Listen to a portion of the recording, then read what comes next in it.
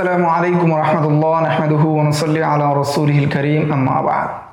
আজকের দর্শে আমরা জানব আহদাফু মাহারাতুল কালাম, কথন দক্ষতার লক্ষ্য, অর্থাৎ কথা বলার দক্ষতার অর্জনের উদ্দেশ্য কি।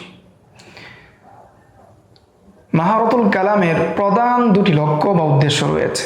প্রথমটি হলো আল মুহাদাসা, অর্থাৎ সাবলীলভাবে আরবি ভাষায় কথোপকথন করতে পারা।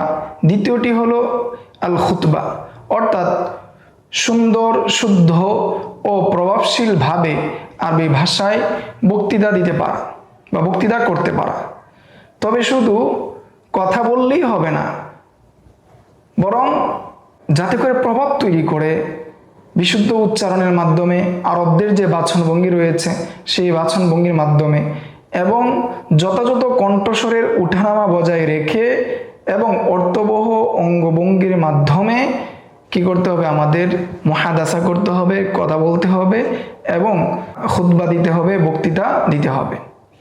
এটাই একজন দক্ষ ভাষাভাষীর পরিচয়, অর্থাৎ যিনি দক্ষ একটি ভাষায়, তার পরিচয় হবে শুদ্ধভাবে, বিশুদ্ধ উচ্চারণে, আরবদের লাহজায় এবং কণ্ঠস্বরে ওঠানামা ঠিক রেখে অর্থবহ অঙ্গভঙ্গির মাধ্যমে সে কী করবে, তার মনের ভাবটা ওই ভাষায় প্রকাশ করবে এবং করতে পারবে। যদি করতে পারে তাহলেই সে একজন ওই ভাষার দক্ষ ব্যক্তি, ওই ভাষী বা দক্ষ একজন ওই ভাষার ভাষী।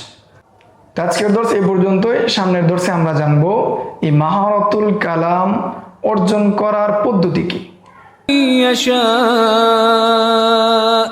ومن يؤت الحكمة فقد أوتي خيرا كثيرا وما يذكر إلا أولو الألباب